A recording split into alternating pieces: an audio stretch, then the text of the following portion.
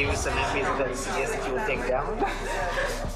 In the first series of The Lobby, Al Jazeera's investigative unit exposed the role of pro-Israel operatives in Britain. The headlines at 11 o'clock. Israel's ambassador to the UK has apologised after a senior diplomat was caught on camera saying he wanted to take down the Foreign Office Minister, Sir Alan Duncan. Sir Alan Duncan, who's a strong critic of Jewish settlements. An undercover reporter for Al Jazeera doing an investigation into Britain's relationship with Israel. This investigation exposes a covert Israeli campaign to influence British policy. The investigation led to the resignation of Shai Massot, a senior political officer at the Israeli embassy. Mr. Massot is also heard describing the Foreign Secretary Boris Johnson as an idiot. The diplomat in question no longer seems to be a functionary of the embassy in London. And so whatever he may exactly have been doing here, his cover can be said to have been well and truly blown. At the same time, Al Jazeera had been running a second undercover operation. Some of our reporters' covert filming was included in the first series of The Lobby. His identity became known. Tony had spent 5 months inside the pro-Israel lobby in the United States. He'd impressed colleagues with his understanding of the Middle East. You have the resourcefulness and the depth, to sort of think strategically about this, whereas most people aren't able to do that. A prominent Jewish online magazine described Tony as the perfect gentleman who became one of the town's best-liked Zionist activists. You did amazing work here. The guys don't stop talking about you. They still talk about you. Tony threw elaborate parties, and apparently anyone interested in telling a story about sinister Israeli influence in America's capital couldn't have asked for a better guest list.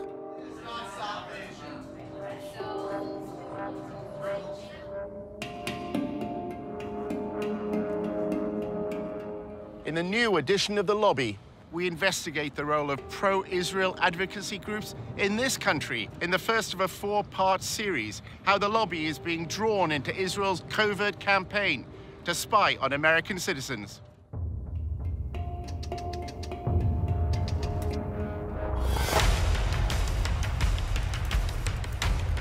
Using an undercover reporter, Al Jazeera's investigative unit infiltrates one of the most powerful lobbies in the world. Getting $38 billion in security aid to Israel matters, which is what AIPAC just did. We examine how the lobby, led by AIPAC, the American Israel Public Affairs Committee, has secured unwavering support in Congress. Congressmen don't do anything unless you pressure them. And the only way to do that is with money. What the lobby is all about is to make sure that Israel gets special treatment from the United States forever.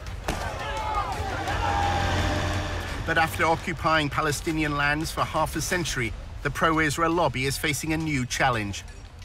We called for a full boycott of Israel, divesting from it, and eventually imposing sanctions on it to achieve UN-stipulated rights of the Palestinian people. A movement to boycott, divest, and impose sanctions on Israel, BDS, was formed on American campuses. Seems to be achieving its goals, threatens future American support for Israel. We believe in justice for all people. So that means the occupation has to end. Israel's Ministry of Strategic Affairs responded with a covert operation to defeat BDS. אתה צריך לעשות את זה עם הרבה מאוד עמימות. זה לא גוף צבאי היררכי שאם הרגנו את X, אז כל הגוף מתחתיו לא פועל. So the Israeli government leverages Jewish organizations in the diaspora. Absolutely. It's a psychological campaign involving spying and smears. You discredit the messenger as a way of discrediting the message. Just stay on message. And what is that message? BDS is a hate movement. While our reporter monitored pro-Israel groups, he was asked to go undercover for the lobby. You're going into enemy territory. It's not for everybody.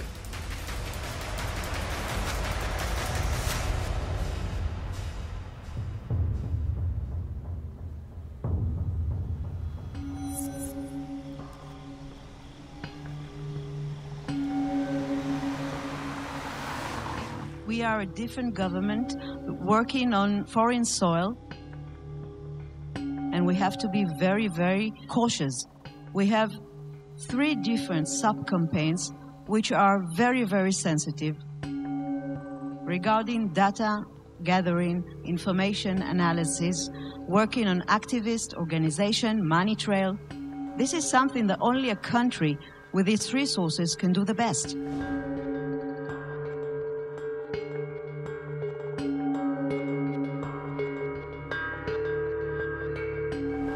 If we want to win, we have to change our ways. We have to think differently.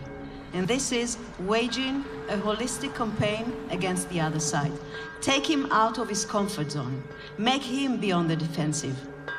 Israel is involved in a secretive influence campaign whose aim is to discredit its challengers in the West. In the Air Force, when you want to win, you have to have aerial superiority. If you want to win a campaign, you must have information superiority. And this is exactly the added value Israel capabilities, technological and otherwise, we can bring to the game, and we are working on that very hard. In the United States, the lobby is working with Israel to spy on American citizens. We're giving them data. For example, one day, Sima's deputy sending me a photo, just a photo in WhatsApp. It's written, boycott Israel on a billboard.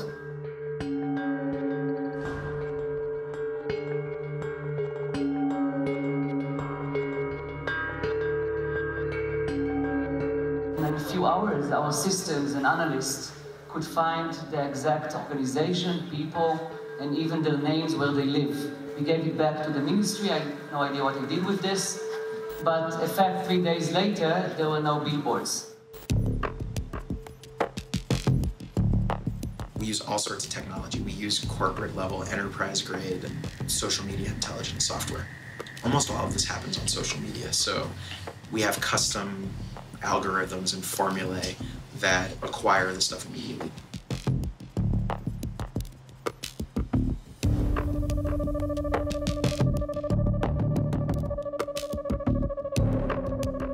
In terms of like information sharing, we did add the Ministry of Strategic Affairs to our operations and intelligence brief, which kind of goes back to how do we get information about what's going on in American college campuses. Generally within about 30 seconds or less of one of these things popping up on campus, whether it's a Facebook event, whether it's the right kind of mention on Twitter, the system picks it up, it goes into a queue and alerts our researchers, and they evaluate it, they tag it, and if it rises to a certain level, we issue early warning alerts to our partners. They operate through subterfuge, and they walk a very thin line between the legal and illegal in what they do in order to gather information and to smear their opponents and ultimately destroy them.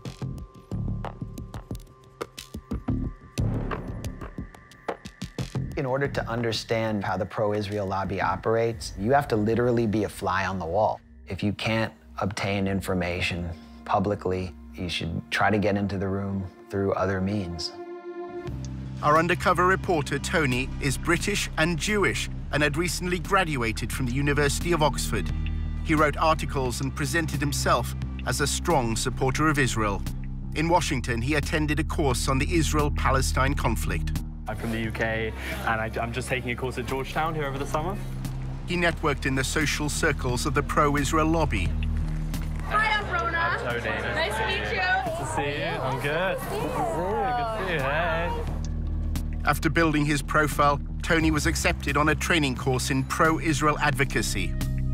Welcome to Fuel for Truth DC's second boot camp. Congratulations, everyone, to being accepted. What we're going to do right now is just kind of like introduce ourselves. I'm Daniel. After undergrad, I served in the IDF and the paratroopers for 2 years and worked at APAC for a year.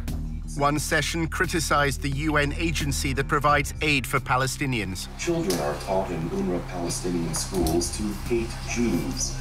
Another lecture dealt with the international media. Confronting media bias.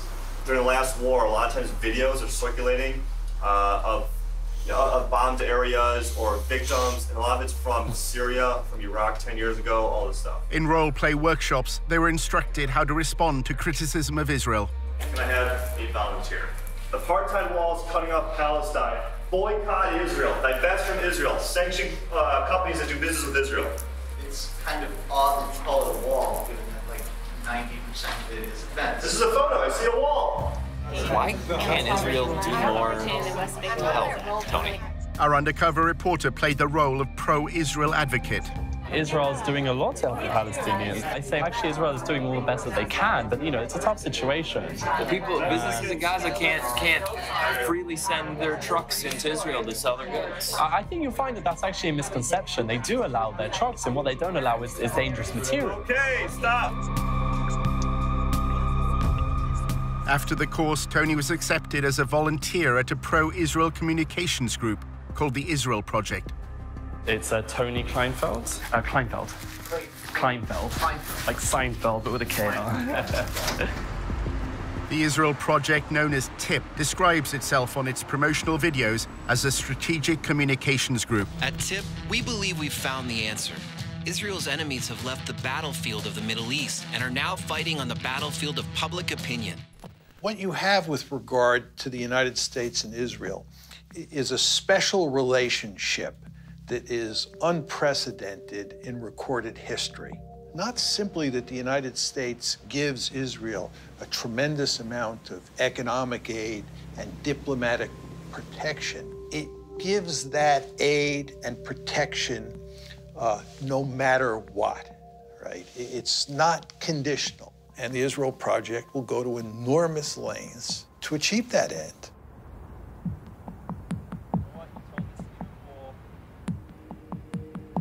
During his placement as a volunteer, Tony took notes on what he saw and heard in TIP's offices. He worked in what they called the war room, where media and communications are monitored.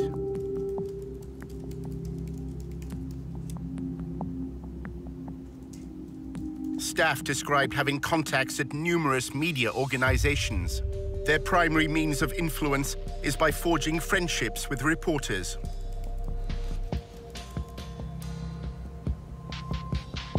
One employee claimed that during talks on the nuclear deal with Iran, TIP applied pressure on the Associated Press news agency to change a headline.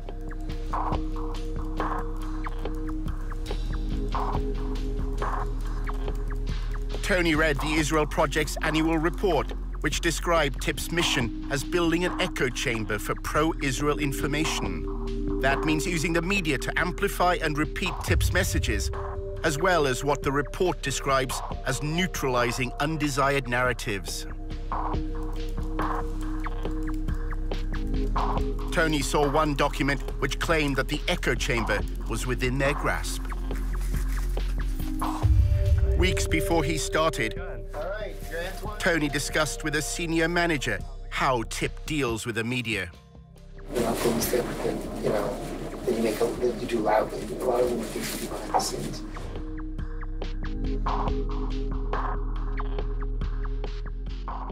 You can get a lot more done by making questions get asked by journalists. And if you create it from multiple directions at the same time through multiple journalists, then you create a kind of sense of crisis. We develop relationships, a lot of alcohol, to get them to trust us. We are basically messaging on the following. BDS means essentially kind of a hate group targeting Israel. They're anti-peace. We try not to even use the term just because it builds their brand. We just refer to boycotters. The goal is to actually make things happen now and to figure out what are the means of communication to do that. In 2005, Palestinian civil rights groups sought a peaceful means to protest against Israel's occupation. They identified goods from Israel and called for their boycott. The BDS movement was born. BDS adopted a nonviolent strategy because we think it is morally consistent and very effective against an enemy that is extremely powerful militarily. We called for boycotting Israel, divesting from it, and eventually imposing sanctions on it, as was done against apartheid South Africa, to achieve basic Palestinian rights under international law. Over the past decade, BDS has grown around the world. By campaigning for Palestinian civil rights in land controlled by Israel, BDS believes it has exposed a deficiency in the moral defense of the Jewish state. BDS is saying that what Israel has to do is treat the Palestinians in its midst the same way it treats Israeli Jews.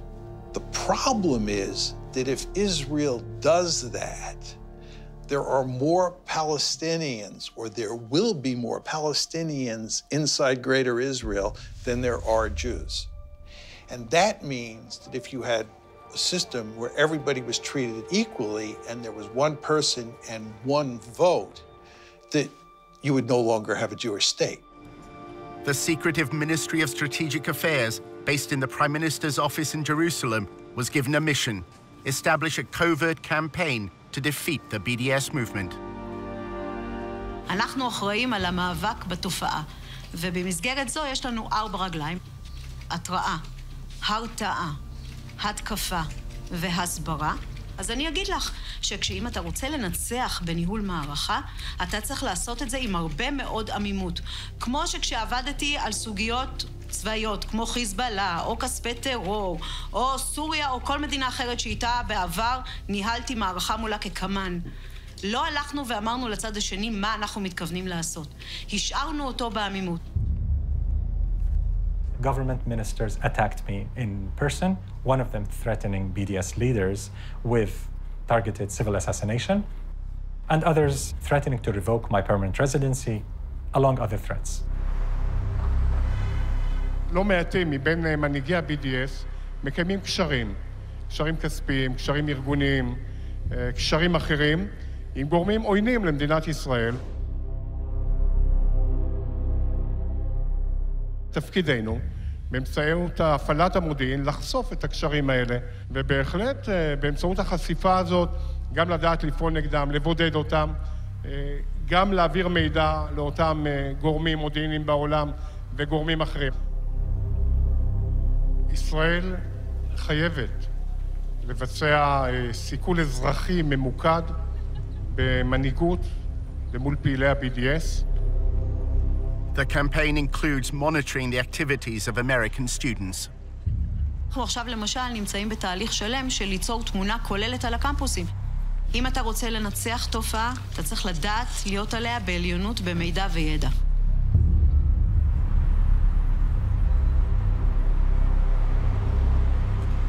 Our investigation into the role of the Israeli state at US campuses led Tony to an employee at the embassy in Washington. She's American, and her job is to analyze BDS activity for the Israeli government. So, nobody really knows what we're doing, but mainly it's been a lot of, research, monitoring BDS things and reporting it back to the Ministry of Foreign Affairs and, making sure everyone knows what's going on.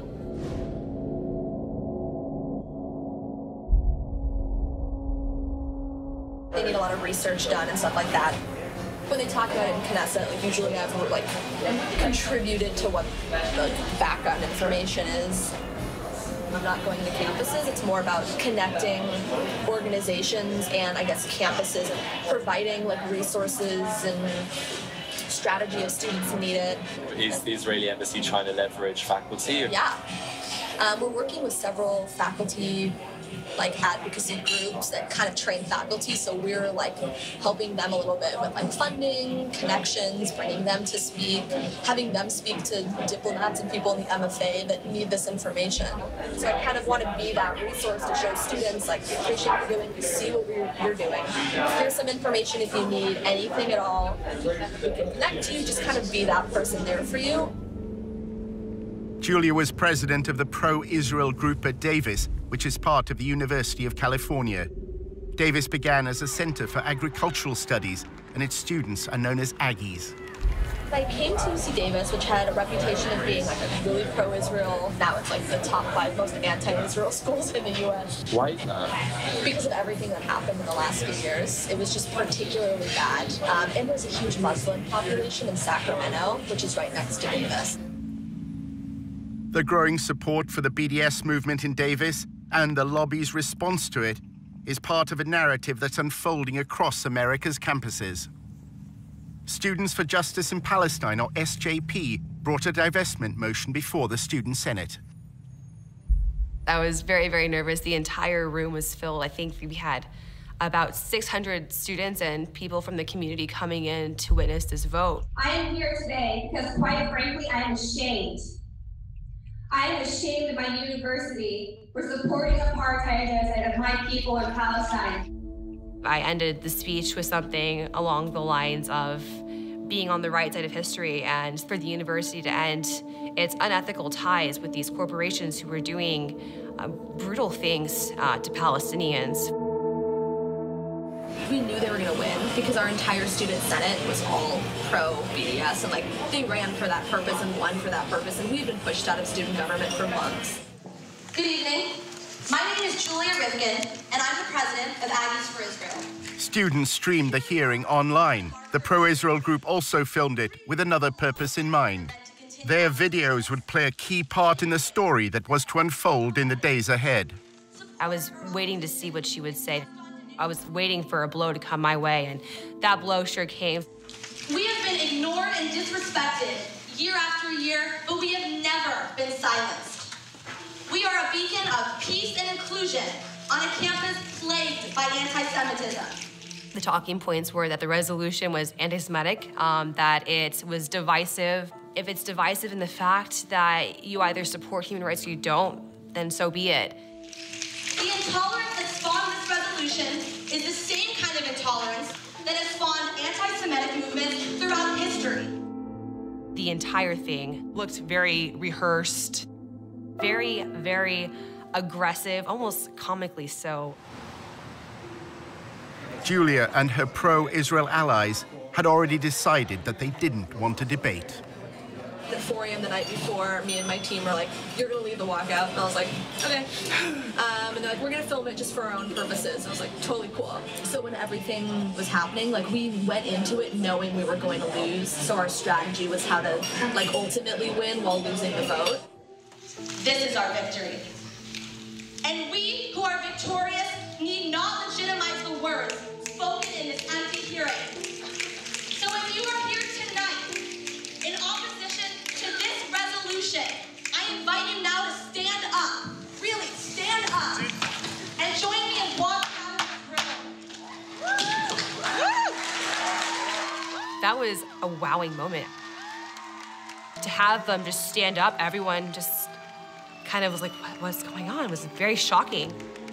As they were leaving, it was just a very big rush of relief to not have that tension, those bad vibes in the room. And so we started cheering, actually, and it was a great moment. If you're standing in the back, it looks like some seats have opened up. But the passing of the BDS motion proved to be just the beginning of a bigger story. In part 2, how the lobby worked to undermine the student decision. Those swastikas, who did them? We don't even know.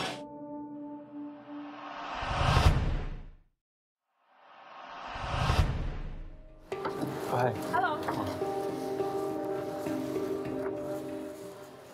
Nice to meet you. Nice to meet you too. Our undercover reporter was meeting an employee of the Israeli embassy in Washington. She had led a pro-Israel group while at university in California. So if you are here tonight in opposition to this resolution, Students at Davis were about to vote in favor of a divestment motion. During the debate, the pro-Israel group staged a walkout. They uploaded videos to publicize their protest. Our thought was to control the narratives. By having this speech, we wanted it to cause attention. We wanted everyone to see us walking out to show that this doesn't represent us, or shit about this. So that's how we kind of formulated it.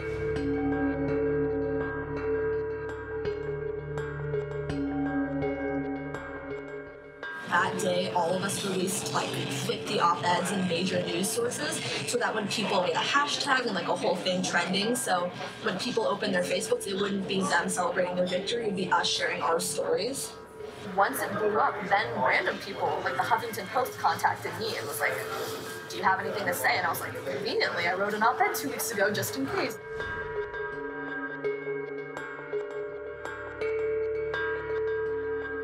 People who weren't involved in anything, their entire newsfeed was Israel stuff, and that was what we wanted, because that's how we got the word out there.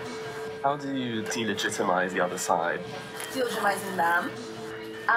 Kind of through that lens of taking over and like making them sound crazy at their game.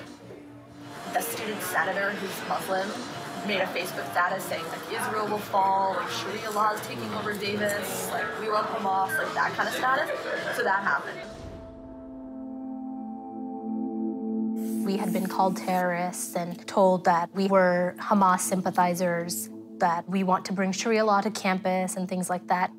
Hi everyone, my name is Azka Fayaz. I'm a second-year political science major. Azka Fayaz was a committed BDS activist and claims that pro-Israel students repeatedly tried to link her to political violence. They just came up to me and said, "You're a terrorist. Are you a terrorist? You're going to bring, terrorism to the student government," and things of that nature. And vote smart. I know her. It was ironic. She was directly making a joke of that. When I saw it, though, given the climate at the time, I did grow concerned. People who were involved, they were like, hey, there's actually a lot of negative postings on social media. They're sharing your picture and the cover photo with your caption. It's turning really ugly. That caption was reposted and retweeted over and over and over again. I knew that something big was sort of going to happen. Pro-Israel students were taunted by pro-Hamas students after an anti-Israel vote passed on campus. Listen and watch.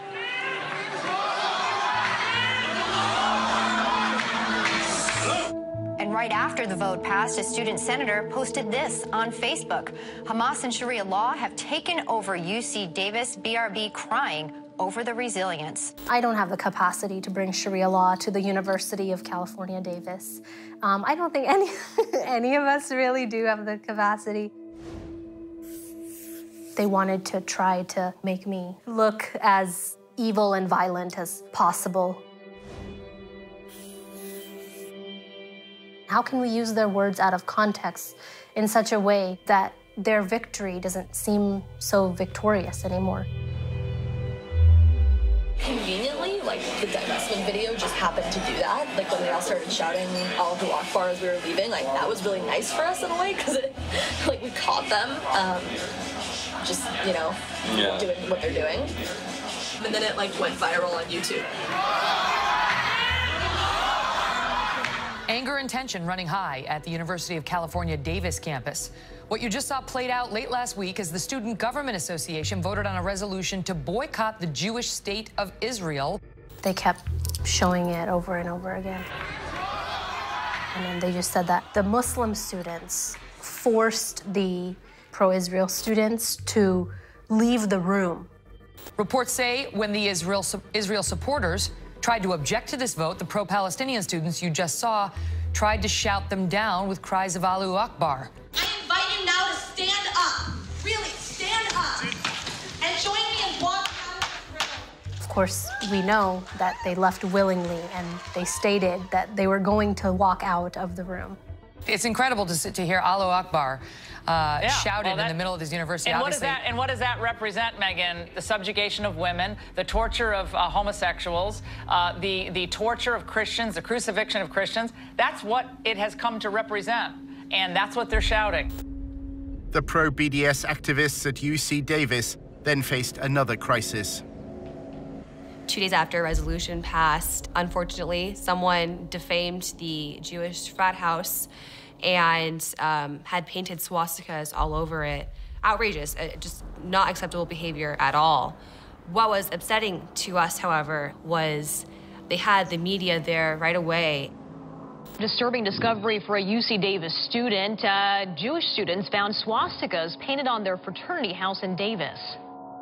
These swastikas were discovered that morning and around 10 a.m., my best guess, and I believe the news media were there by 11. Pro-Israel students say they feared recent events would lead to this. This week has been sort of a bad week to be Jewish on campus. After years of heated meetings, a student body passed a resolution Thursday urging UC Davis to end any affiliation with companies that support Israel. So this is not out of the blue.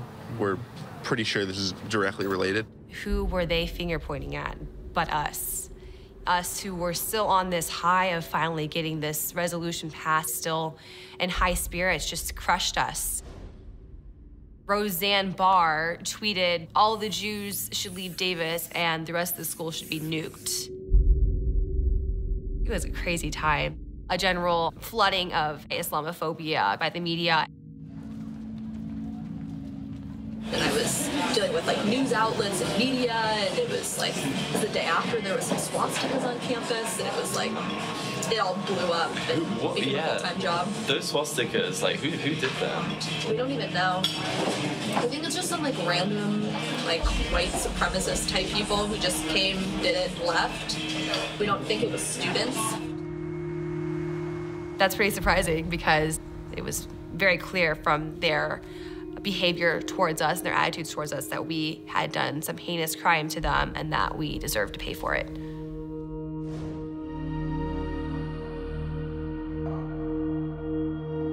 Students who were part of the divestment movement painted swastikas on the fraternity. That's what she was hinting at. That's what she was trying to imply.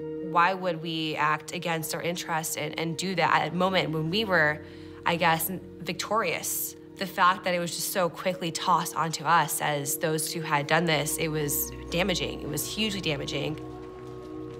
That was kind of our strategy. A lot of it was media-based, which is like kind of my interest in media. And I would say that's like 99% of what it means to be successful. That happened. Then there was another swastika. It was just like every day something new was happening, and I had to... It was weird because they won. Yeah. So you'd think if they would win, why would they do Exactly. that? Yeah, it's interesting. So, well, that was kind of our whole strategy, is we knew they were going to win. Were you in touch with the embassy, or were you in touch with like any groups? Pretty much all of the groups. Not the embassy, I guess our consulate.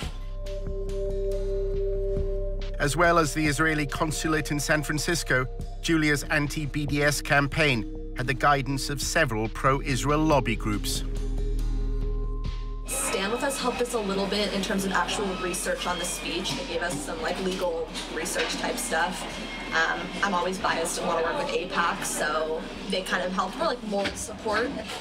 And David Project helped us a little bit. It was more help like gaining contacts in like the media world. I guess we needed money to pay for somebody to film the speech. Like we had a Davis Faculty for Israel group, and like they were hugely helpful to us. They would, you know, because some of them were retired lawyers, so they'd write legal documents for us. They knew the administration. They were tenured. They had pull.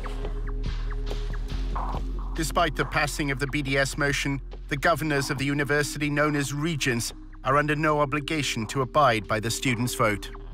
As for that resolution to boycott Israel, well, UC Regents issued a statement saying they will not even entertain the idea. After looking back on everything, I feel a little creepy because of what happened after the vote. People that were affiliated with the group just were smeared and had to deal with these very personal crises of the world calling us terrorists and the world thinking that we were this spiteful hate group. It's pretty unequivocal how organized they were, how brutal and ruthless that narrative was, and how it affected us in the end. Back in Washington, our undercover reporter was attending the annual conference of the Israeli-American Council.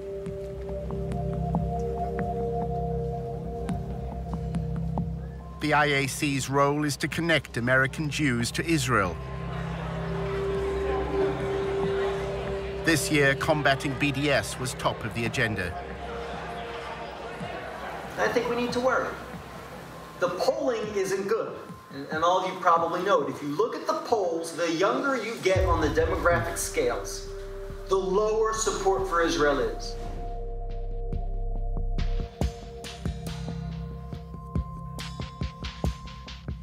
It seems to be achieving its goals, and I think it threatens future American support for Israel. Younger people are leaving college less sympathetic to Israel than when they entered. The lobby hope that a new partnership with Israel's Ministry of Strategic Affairs will become a game changer in the fight against BDS. For years, we are trying to defeat the BDS and the delegitimization movement. We are all on the defensive, and I think we should move to the offensive.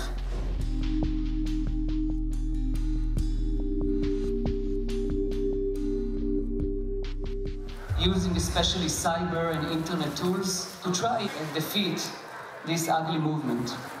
I'm really honored to present my partners here, Brigadier General Sima Vakangil, the Director General of the Ministry of Strategic Affairs. Sima, please.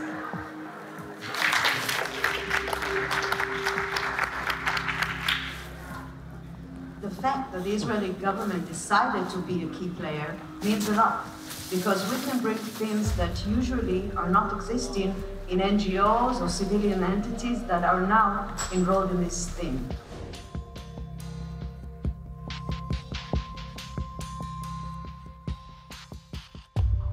The Israeli government can look at the bigger picture and actually create this coordination and cooperation. We are the only player inside the pro-Israeli network who can actually say that he's filling the gaps. The Israeli official described to members of the lobby the first phase of the covert war. Ambiguity is part of our guidelines. That's why I'm not going to say anything too much about each one of the legs.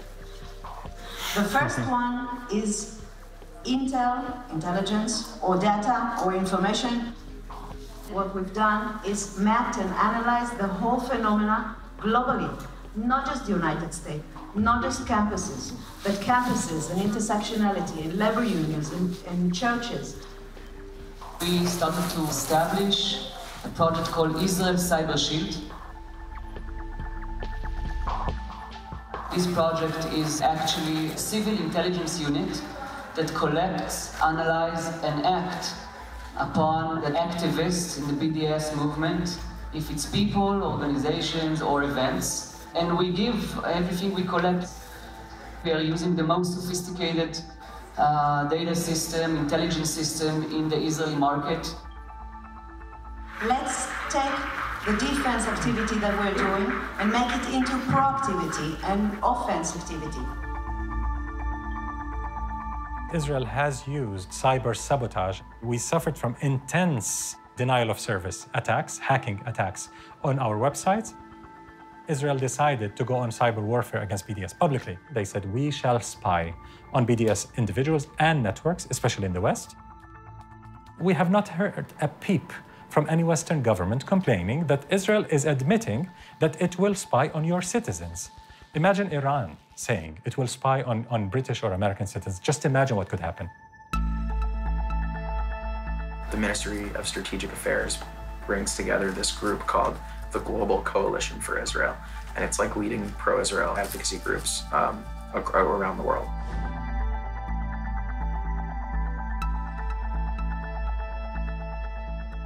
My view and the view of Israel's Ministry of Strategic Affairs, which we coordinate with sometimes, we communicate with sometimes, is like Europe is lost and it's basically over. And like they're turning a lot of attention now to the US because they feel we're on your path. Can I join these? I'd love to. I don't know if you'd let me. But... It's like a pretty sensitive conversation, but it's going well. If China was doing this, if Iran was doing it, if Russia was doing it, there would be uproar. You would have Congress going after them, you would have hearings, you would have prosecutions. The question is, how does Israel get away with this? It's modeled on General Stanley McChrystal's counterinsurgency strategy in Iraq. We've copied a lot from that strategy that has been working really well for us, actually. And one of the pieces is this operations and intelligence brief. We're using social media intelligence, a tool called Radian 6. We're phasing that out over the next year, and we're bringing on more sophisticated technology that was developed in Israel. An American should not be spied on by a foreign government that is able to access all this information and possibly undermine their ability to exercise their democratic rights in this country. So we're not dealing with amateurs. This is not an amateur work. We're dealing with a government that have a ministry at a ministerial level engaged in the systematic targeting of activists outside of its sovereign borders. The only way it's going to stop is if somebody in the government points out this is illegal and we're not going to tolerate it. And if we do tolerate it, other countries are going to do it as well. There's a company called Census, S-E-N-S-U-S. It's like very pricey though, We had to raise like hundreds of thousands of dollars just for it. It's gonna increase our discovery rate. We're discovering just about everything we need. It's also going to bring new sources online that we weren't able to access in an automated fashion, like message boards. And we have ways to crawl message boards right now and to monitor them, but it's like disconnected from the event and activity discovery mechanism, so that we want that system to be all integrated. So we just signed the contract yesterday for them to start that work. They actually already started it. Good friends in Israel that are helping us with that. You would think that since the United States has this special relationship with Israel and gives it so much largesse and protects it diplomatically at every turn and gives this assistance unconditionally, that the Israelis would do less spying here than other countries do. But on the contrary, what we see is that the Israelis are probably at the top of the list when it comes to foreign countries spying inside the United States. Our investigation into Israel's covert war against BDS led Tony back to Julia Rifkind. She's American, and her full-time job at the Israeli embassy is monitoring BDS. She summed up a typical day at the office. Gathering intel and reporting back to Israel. That's a lot of what I do. Is report back to the Ministry of Foreign Affairs, Ministry of Strategic Affairs, and make sure they have the right information. It's in Knesset of what's going on here. So that's why I do a lot of reporting. I talk to people from tons of organizations, just trying to get the information that I could to report back and kind of just talk through some of the issues with those people, see what their plan was, tell them maybe some ideas we've had, give them our support. Behind the scenes way. Wow, it just looks like the state of Israel is employing little spies, and you can't take a breath without Israel hearing about it. Julia spoke about her former days as a student. While at UC Davis, she was also an activist with AIPAC. The training she received from the most powerful arm of the pro-Israel lobby left its mark. I can immediately tell when meeting with somebody where they were trained. Like the way that I talk about stuff, obviously I'm an AIPAC training camp, activist, the way they call it. So I can tell when somebody's on the stand with us, or David Project, or ICC, or Hasbara, or Camera, ZOA, I kind of tell. She's been trained really well.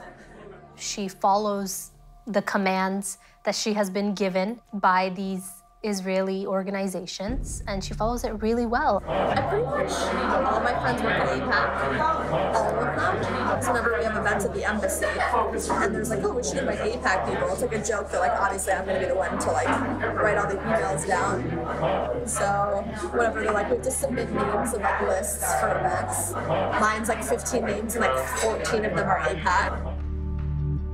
AIPAC encourages the students it trains to conceal any affiliation. When you're lobbying on behalf of AIPAC, you don't say AIPAC. You say I'm a pro-Israel student from UC Davis. And when you're meeting with students on campus, I would never say I am the AIPAC campus rep. I say my name's Julia and I'm a pro-Israel student. You don't need the title, you don't need the organization. AIPAC's involvement in student council elections is also kept secret. AIPAC attracts the more political students who are more interested in lobbying. We had campaigns and stuff like that. We dealt with student elections, very behind the scenes. They actually were found to have put cameras in the rooms where there were meetings going on. I liked meeting outside, where there are no rooms and there are no possible cameras under the chairs or wherever they may have put them. I have several weird Facebooks. I have my fake Facebook that I follow all the SJP accounts. I have some fake name. My name is Jay Bernard or something. So it just sounds like an old white guy, which is the plan. I joined all these groups. A lot of people haven't added me. I mainly just wanted to see on the newsfeed what kind of articles they were sharing, just to kind of see what their internal dialogue was. Every single event that I put on, you would have these pro-Israel groups coming out before our guests even got there with their cameras, videotaping. Julia has no contact with her handlers in Israel. She writes her intelligence briefs and awaits their instructions. I write write a report that I give to my boss, who translates it. It's really weird. We don't like talk to them on the phone or like email or whatever. There's like a special like server that's like really secure that I don't have access to because I'm an American. You have to have like clearance to access the server. It's called cables. It's not even necessarily in Hebrew. It's like literally cables. I've seen it. It looks really bizarre.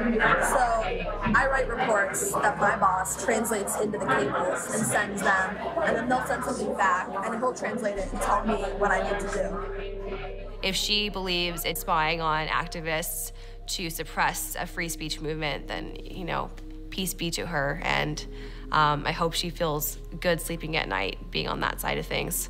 We're a group of student activists advocating for Palestinian human rights.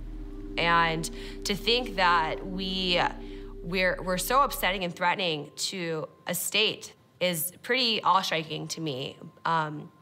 Creepy, but also, I guess, makes me more proud of the work I did. It's nice kind of seeing what they're talking about. What do they say? They don't talk about like our side at all, which is disappointing because it'd be like nice to do the drama. But it's mainly them sharing their like videos, their like AJ Plus videos on Al Jazeera. What do you think about Al Jazeera? It sucks because they have a lot of interesting like liberal videos, which I'm like, wow, like that's amazing to hear about that human rights issue, and about that like sexism situation or whatever. And they'll show like why Israel is an apartheid state. And you're like, ooh, like not anymore. So that's what's annoying is that it gets, you know, tied to all those causes. It's hard to be liberal.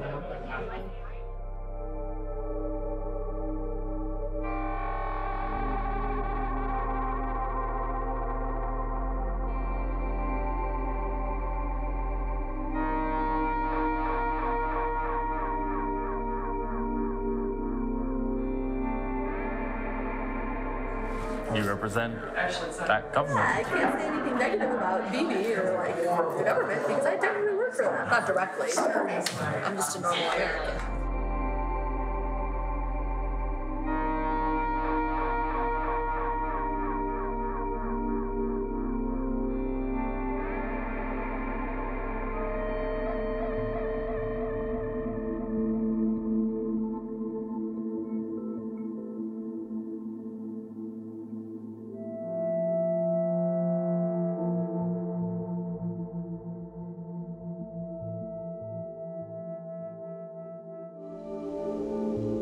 In episode 2, Tony discovers how the lobby raises funds for congressmen. Basically, they hand him an envelope with 20 credit card numbers. For all the legal reasons, it's just people pool their money. Handing over $250,000. That buys a lawmaker. And how a row over anti-Semitism swept through the University of Tennessee. You have to show that they're racist hate groups and to consistently portray them that way.